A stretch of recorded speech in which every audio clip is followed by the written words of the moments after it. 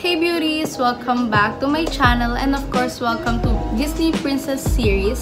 As you can see sa title, ito na yung last episode na gagawin ko para sa series na to. And for the makeup look, syempre iba naman. And ito yung gagawin ko, si Cinderella.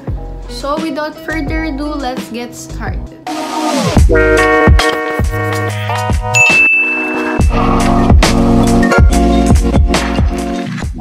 Na akong maglagay ng moisturizer. Actually, kanina pa.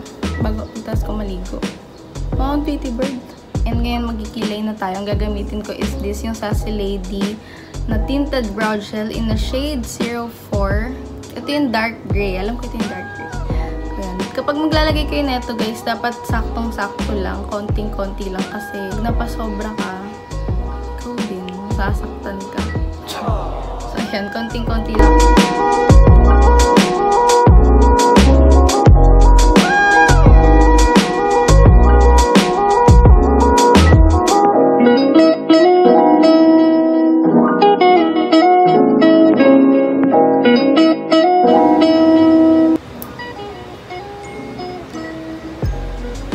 Maglalagay lang ako ng concealer sa eyelid.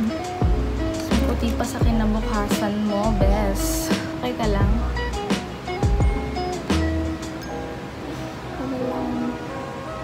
Damay na din natin yung sa taas para malinis.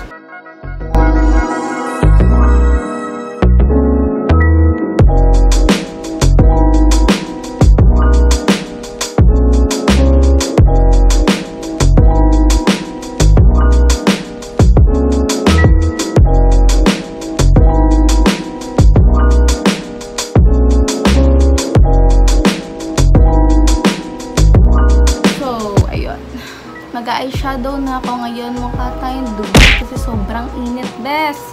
Ito yung gagamitin ko na palette, yung James Charles. And, so ito, itong shade na Playground. Para naman masaya yung buhay mo, no?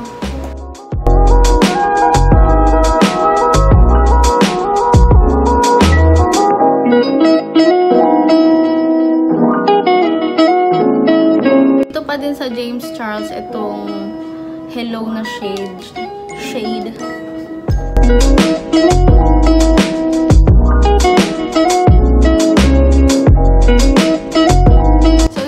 sipin mo ganito yung graduation pic mo, no?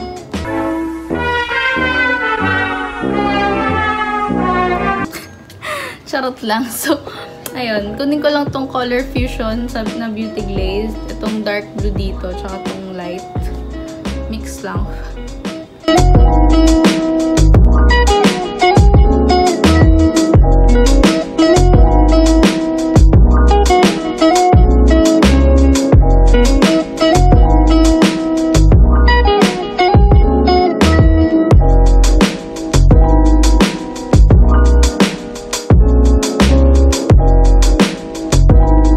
So, ayan. Lagyan ko na ng dark. Actually, pwede na yan. Gusto mo ganyan na lang? Siyempre hindi, i-blend natin yan. Kulit tayo ng blue. Tapos i-blend natin yan. Diba?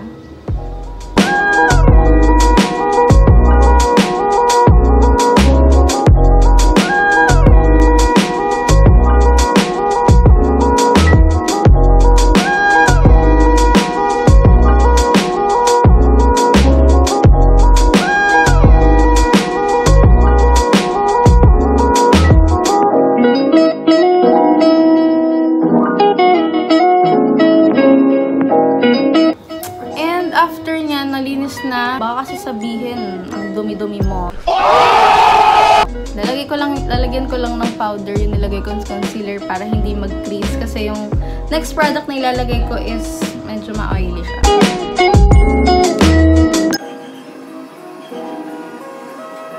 So para naman sa silver, ito yung gagamitin ko, itong silver dito. Sabi ko sa inyo ma-oily to.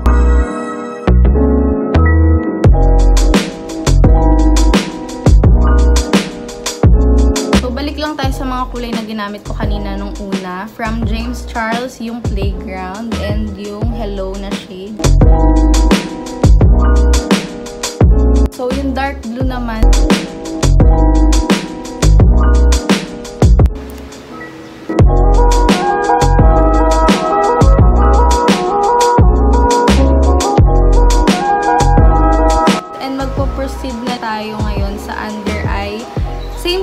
yung light blue and dark blue.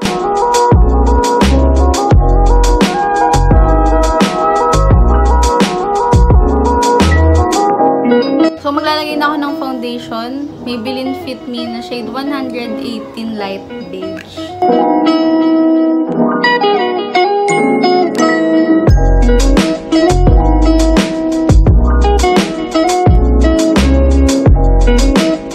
And for the concealer, itong Revlon na Colorstay na shade 02 Light Pale.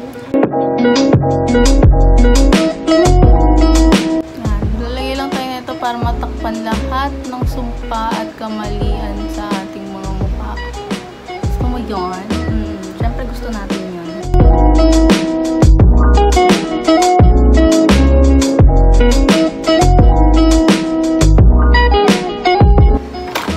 Now, best contour na tayo para sa mga mukha nating nagsisiputukan para naman maranasan natin yung mga ganong feeling.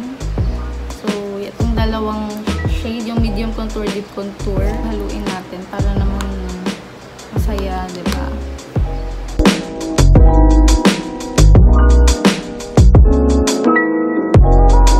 So, ayan. Kung makikita nyo, bakit ganito yung buhok ko ngayon kasi napakainit ko, ano? Alam nyo naman yan.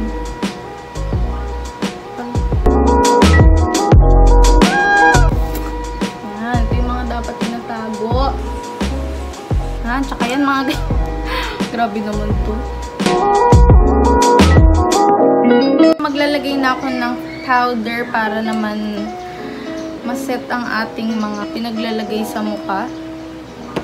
Nichido yung ilalagay ko in shade Ivory. In a shade Ivory Glow.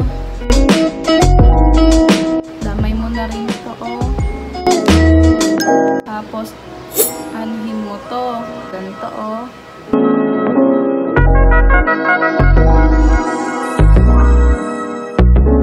Kasi naman natin yun. Ba naman yun? Ano nga yung namumula, no?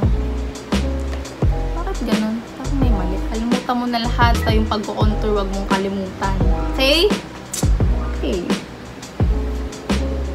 Ano? Omae wa mou shindeiru.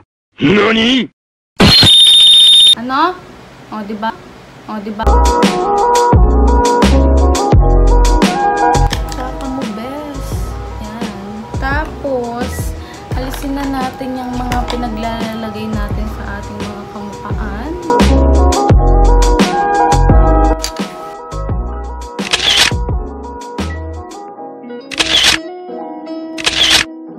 So, ayan. Pagkatapos, best, eto na yun. Maglalagay lang ako nitong NYX Dewy Finish. Ano ba sa dito? Ay, hindi. Ano to? Translation. Para naman hindi tayo mukhang hihiga tapos pipikit. St. Peter na lang kulang. So, para naman sa blush on, para mukha tayong shy type at kinikilig na lasing. Ganun. Lalagay tayo nitong blush on in a shade Fresh Tomato. Pagka lagay mo ng blush on, pwede mo na itong gawin.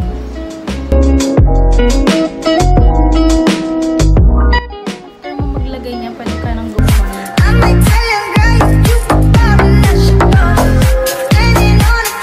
So, maglalagay lang ako ng Falsies. Ito yung Gold Bar Collection ng Paulash in a style Athena. Okay. And now, ito naman yung Great Lash na Maybelline. And then, itong white na eyeliner from Everbilena.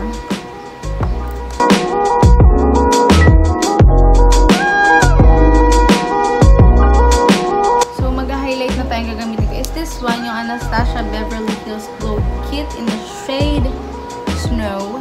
Itong snow na to.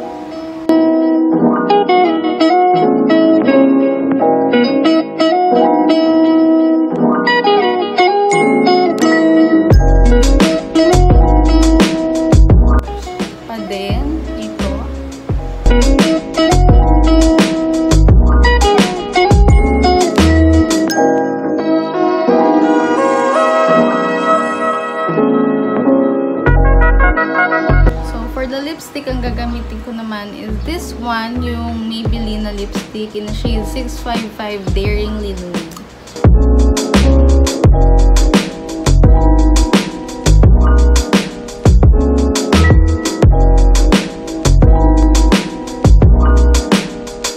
So, ito na yung Cinderella inspired makeup look.